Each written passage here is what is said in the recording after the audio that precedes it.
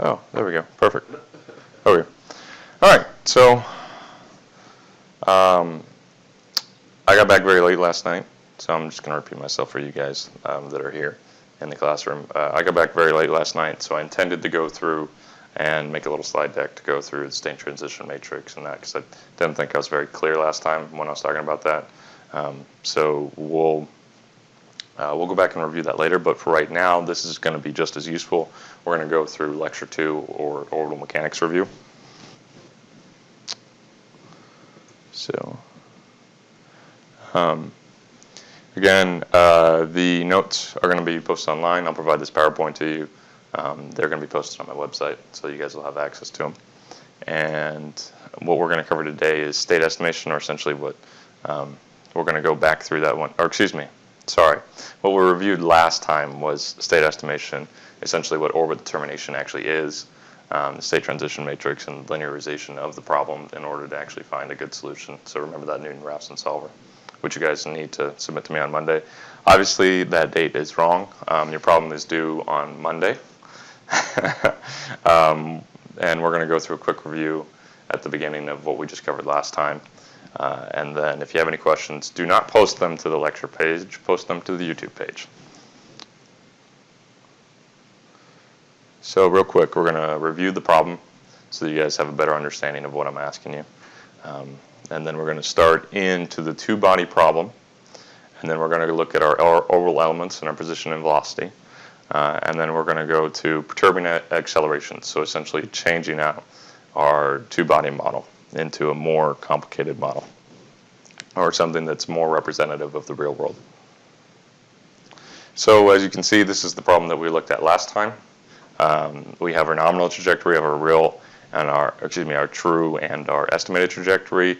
We're provided some range of points over time, and our estimation of what the acceleration or the gravitational acceleration actually is in this model. So, go ahead. You can do it. I believe in you. Too far. So, again, there's a range over the time, the 5 range measurements taken.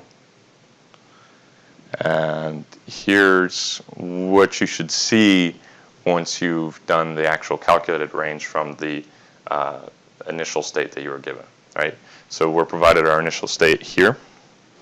This is our calculated range at that time. Then we propagate through, and this is our calculated range for each of those, right? Well, as we can see, clearly we're not matching up with what the actual range is, right? So we need to do a Newton iteration or some sort of root finding method in order to find out what the real range is, and then we can figure out what our actual initial state is.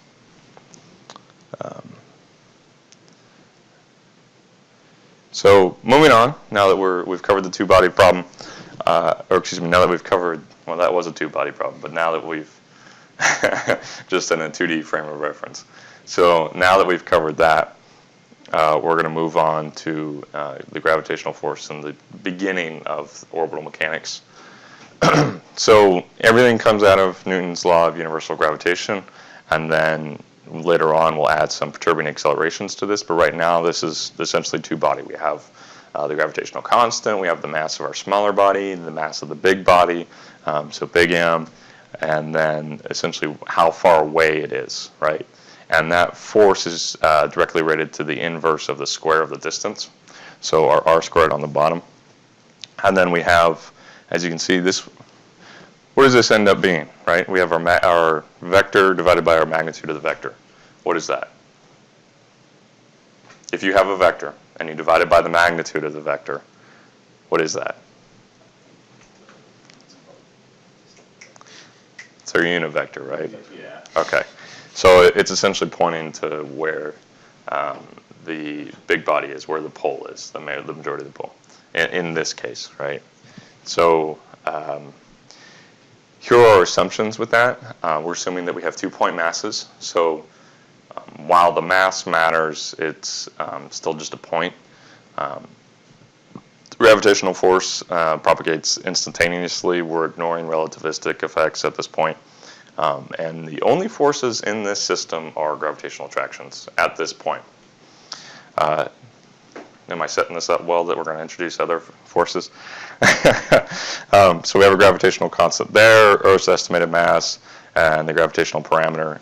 So as you go on and you become more familiar with orbital mechanics and orbit determination, you should know your gravitational parameter off the top of your head just by the sheer number of times that you use it, or at the very least your gravitational constant. So continuing on, how we actually find our gravitational acceleration, so g, finding our 9.81, we just divide it by the mass. Take the force divided by the mass, that's going to give us our acceleration, right? So take the absolute value of that. See, so our gravitational parameter is right there. That's the gravitational constant times the large satellite, or the large body, and then divided by r squared, ta-da, about negative 9.81. If you actually do that out, I think it's like negative 9.79 or something on that. But yeah, that's the field acceleration on the surface of a uniformly dense sphere. So when the large body is a lot larger, or excuse me, has a lot more mass than the smaller one, multiplying that smaller mass into that equation is negligible.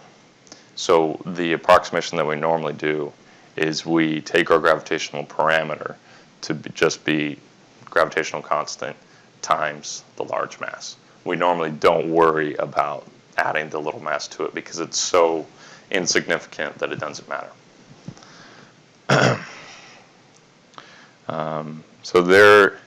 So now that we have that, we can start to pull out our equation here where we took, so if we divided over that little mass, right, we have our, we've taken our acceleration over here, right, and now we have our gravitational parameter, and all I've done here is I've just taken the magnitude of that vector and put it in there, so it's cubed now as opposed to squared. So now we have our differential equation for a two-body gravitational field, right? So now I can start looking at my little mass and start looking at my big mass from some inertial frame of reference with two body frames of reference, and then the distance between them, and then I can say, oh, okay, well, this is how much force it's pulling, and this is, using that differential equation, I can say how that smaller body and that larger body are going to move about each other.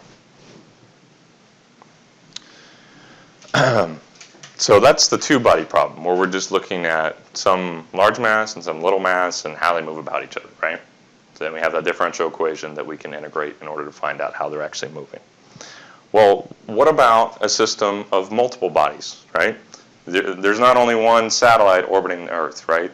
The moon, we have all these other little satellites, okay? So that becomes an in-body problem, where you have multiple bodies orbiting another, right? So how we can do that is we can assume a system of in-bodies by adding or summing the vectors that are acting on mass I, or mi, the mass of interest in this case, right? Just kind of handy that it was mi in this case. So we sum the vectors that are acting on that, right? Then this is going to be some gravitational parameter right here, that negative g mi. But in this case, because we're treating it as general, I'm not going to say that that's the Earth's gravitational parameter. So doing that, we add all our other forces, and as you can see, yes? So mi is not the x component of the, like, what's mj? What would mj be? Another mass. So, yeah, so m1 through mn. And all we're doing here is we're saying that we've summed all the other mass except for mi, because that's the body that we're looking at them acting about. And so that's what that summation means right there. So, answer your question? Yeah, no. Okay, good. Yeah, so essentially what we end up getting is a second order nonlinear differential equation of motion, right? And it's very hard to solve it that way. You can do it. It's not easy. There are a lot of papers on how to solve it and the best way to approximate and solve that equation. So it's a little bit easier to use the two-body in most cases.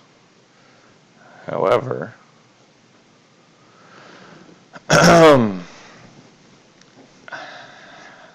so moving on to orbital elements and the remember, so before I turned on the video camera, we were talking a little bit about conic sections.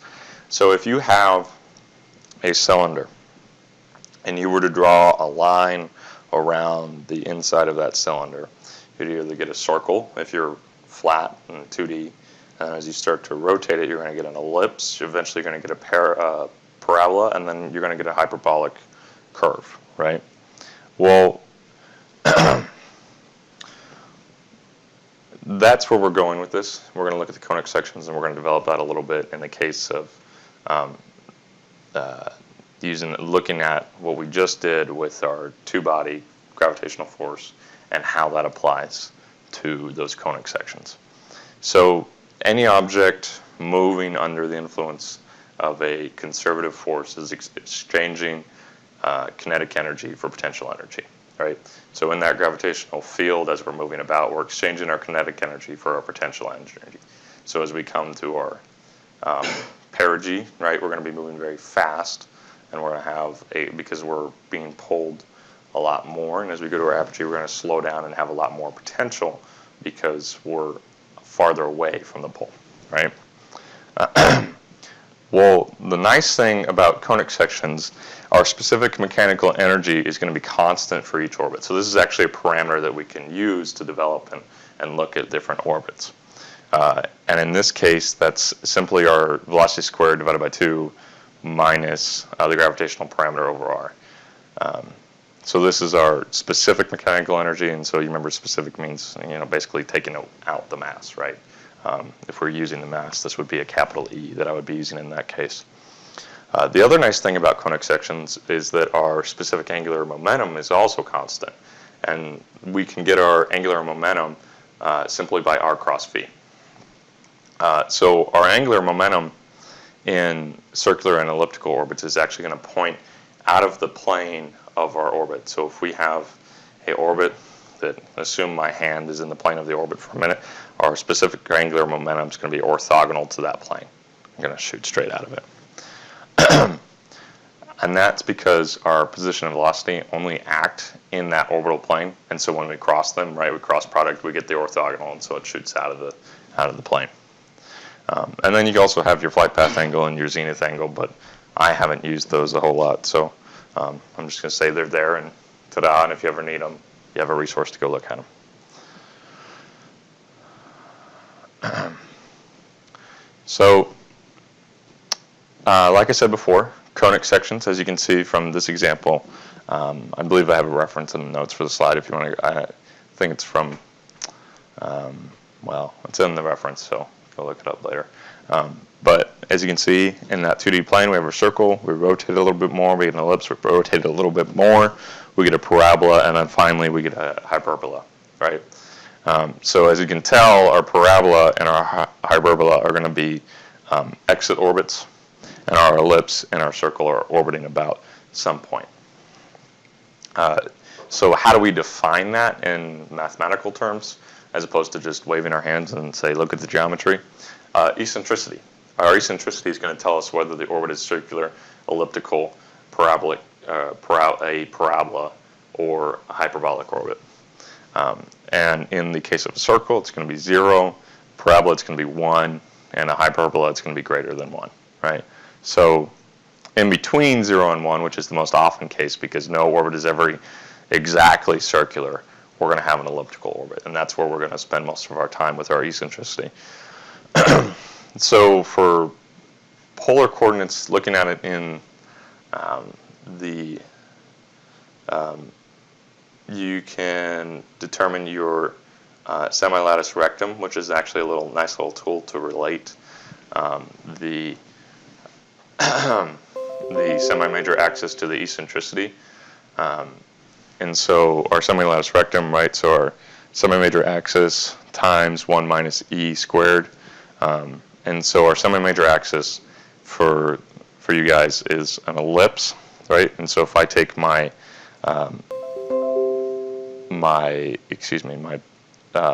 perigee 2 and then my apogee, excuse me.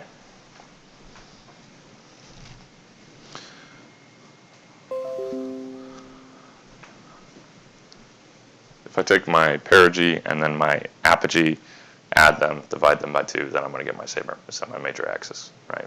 So just taking the average of the two distances, essentially, in some sense. Yeah.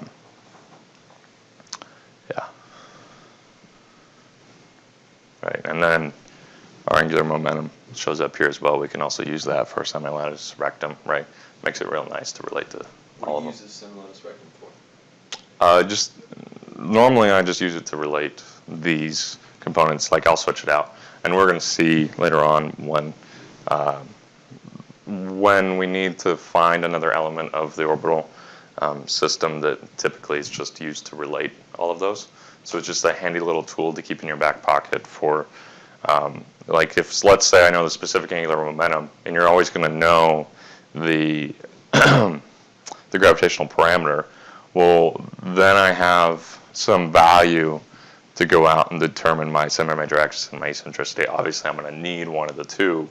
But if I know my specific angular momentum, there's probably a good chance I know my semi-major axis, right? Or maybe I know my eccentricity and I know my semi-major axis. Well, then I can go figure out my specific angular momentum. Right? And see, the nice thing about it is if we've determined our specific mechanical energy, right? We know that specific, then we're going to have be able to determine our eccentricity. So here's the 6 parameters, the classical orbital elements that we use. We have our semi-major axis, our eccentricity, our inclination, the longitude of the ascension node, or the right angular ascending node if it's in an Earth orbit. So big omega. Little omega is the argument of periapsis, or perigee in Earth-centered orbit. And then t, the time of the periapsis passage. So these are our classical elements. And you need to know these at some time t, or some epoch. So here's just a graph showing you that. This actually uses semi-major axis, or eccentricity, the inclination, the argument of perigee, the right angular ascending node, and then the angle within the orbit, which the name escapes me at this point, and I should know that, and I will put that out to you guys later, but new in this case. So these are all, we don't have a time associated with these, right? These are the Keplerian, these are the orbits that we normally use for this case. And so this is showing it in just simply 2D. So if I start off in the body-centered frame of the Earth, or excuse me, the Earth-centered fixed frame, I can rotate through to my line of nodes, and that's going to give me my right angular ascending node, and then that's rotating about z. Then I rotate again to my inclination in order to give me the orbital plane. And then I'm going to rotate through the argument of perigee to the perigee direction. And then finally through, that's the true anomaly. That's what that is, excuse me. I'm going to rotate through the true anomaly to the actual satellite position. So it's a series of rotations to get to that satellite position. But I need to know those values at some epoch or some time in order to, for those elements to be unique. So a few of the different coordinate systems: heliocentric, ecliptic, essentially a inertial frame centered in the sun, right? Heliocentric, hint, hint. And it's in the ecliptic plane of the sun. So the Earth's orbital plane about the sun.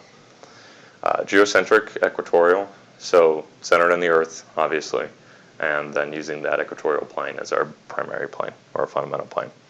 And then we also have right ascension declination, and so that's typically what you'll see for ground stations. That's the system that you use, and then you transform it to one of the other coordinate systems for a larger frame of reference. But the right ascension declination, the point is to have the origin at some point on the Earth, and so then you use that to track the satellite overhead, right?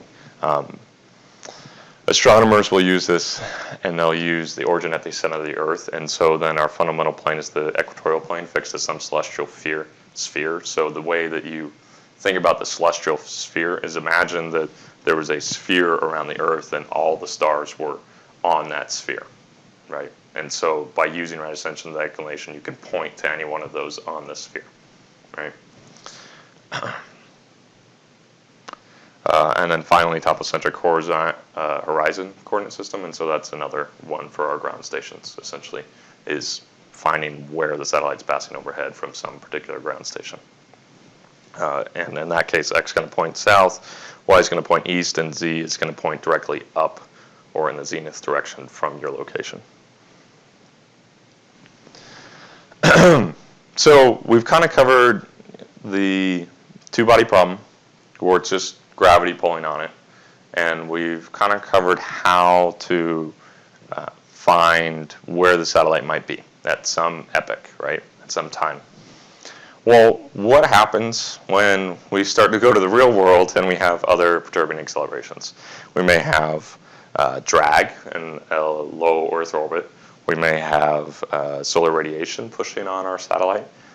We may have the Earth is not perfectly spherical, right? So it's not approximating the Earth as a point mass is a little crazy, okay? So there's all these lumps to the Earth. So the gravitational field is not homogeneous, right? So as I'm passing over, I'm going to get a little more pull, I'm going to get a little less pull, right? A little more pull as I go through over the equator, and a little less as I get up to the top. But that's not even accounting for accumulations of mass, typically where you see mountains or ridges where they're down at the bottom where there's a little less mass. So the thing to think about in mechanics or in your mathematical or in your model is that perturbations are conservative only if they're a function of position. So we want to exchange kinetic energy directly to potential energy, right? If we're expending it to heat or some other or we're essentially losing or gaining mechanical energy is the point, right? And it's no longer just a function of position. Maybe it goes to heat, maybe it goes to some other type of energy. Then it's no longer conservative, and we have to account for that, right? So some examples of the non-conservative perturbations that we might experience are drag, outgassing, or tidal effects. So tidal effects are, so you know how we can't see the far side of the moon, right? So that's a tidal effect because as the moon rotates, the moon rotation is actually affected by the Earth, right? And so as they're rotating, the moon's face the rotation is slowed so that it points only at the Earth. So we only see that side of the moon, right? It's a simple way to explain that one. It took me about 3 slides the last time I tried explaining that one. So some examples of the conservative perturbations in body systems where you have multiple satellites acting on each other. Non-spherical celestial bodies, because again, it's just, even though the gravitational field's non-homogeneous, it's still a function of position where we're exchanging mechanical and kinetic, or our mechanical energy is constant. And then solar radiation pressure. So we're going to focus on the gravitational field effects. So that's going to be the tidal effects, the in-body attractions, and the non-spherical celestial bodies. So the Earth is lumpy. The Earth is very lumpy. So how do we measure how lumpy the Earth is? Well, we can do terrestrial measurements. We can go out to some site and we can have a very highly precise drop chamber where it's evacuated, and we drop the ball and we determine how long it takes the ball to drop, and so from that we can determine the gravitational acceleration at that point. Well, there's a little problem with that. The Earth is mostly water. So it's a little hard to go out and do all of that. And as you can see, they have done quite a few measurements. I believe I have the reference to the paper that I pulled this from. But there are other ways to do that, a little more precise. We can do something like the GRACE mission, where we have two satellites that are talking to each other along with GPS positioning and talking to ground stations. And so as one moves, it reports back to the other one, and the other one goes up. There's either more mass or there's less mass, right? And so we have a highly precise determination of the position and velocity of those satellites. Hey, orbit determination. Haha. Okay. Anyways, so so this is how lumpy the Earth is. Check it out. So you see the Andes over there, and then Hawaii has a little lump. And then up near New Zealand, near one of the trenches. Same thing up near Japan, the Philippines. So, and there's the Himalayas up there. Accumulations of mass, right? More acceleration. Less mass, less acceleration in the field. So, so this is kind of putting them together for you. So, an oblate sphere, so a stretched sphere, a little bit, right? Is going to still give us some variation, but it's still going to be, for the most part, a elliptical orbit or a circular orbit. It's just going to move because of the presence. It's going to be a little less wonky. Our two-body, perfect, right? No problems. Our actual Earth, wonky, right? This is where orbit determination comes into play. We start looking at those perturbing accelerations. And I can say, okay, well, I want to be this far out here, I'm going to be in a little bit more, I'm going to be out a little bit more, right? So that I have a precise ranging, and I can, if I'm doing, for instance, if I'm surveying elephants in the savannah, that's a better example. Let's use that one. If I'm surveying elephants in the savannah and my resolution of my image requires a certain range, and I know I'm going to be outside of that range, then why am I putting it in that orbit, right? So that's the value of orbit determination. So the oblateness, you can get away with a lot if you just include the J2 term. So spherical harmonics, we divide the Earth up into sections as you look in that oblate sphere. And each little section, the zonal terrestrial harmonics, are going to have a little bit more pull. And so we start playing with spherical harmonics, and the J2 term is one of those terms in that spherical harmonics approximation of that gravitational field. And it's actually 400 times larger than the next term. So you can get away with a lot in your preliminary studies if you're just using the J2 term. And so really what it is the Earth's bulge at the equator. So that J2 term looks like a belt. So you have 1, 2, 3, and the bulge at the equator is really what that J2 term captures, which is why you can get away with that. Because as the Earth rotates, it bulges out at the center, right? Let's see. So, so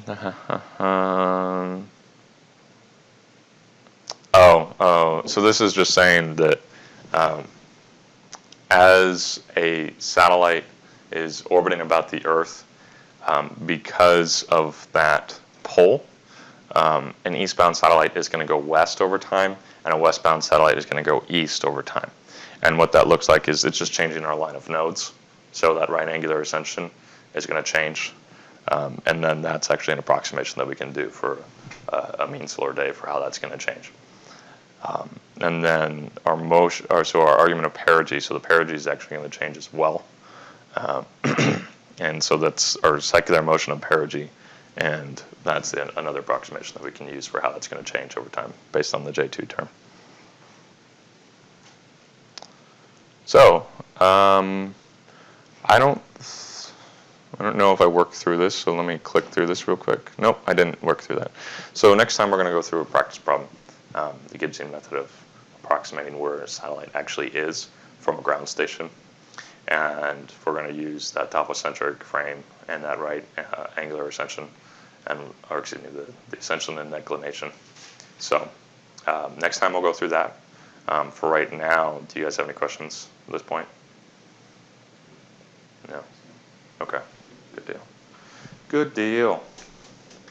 Okay, let's call it a day, and next time we'll cover a little bit more orbital mechanics, and then we'll move back to that state transition matrix, because I think that'll be a good segue.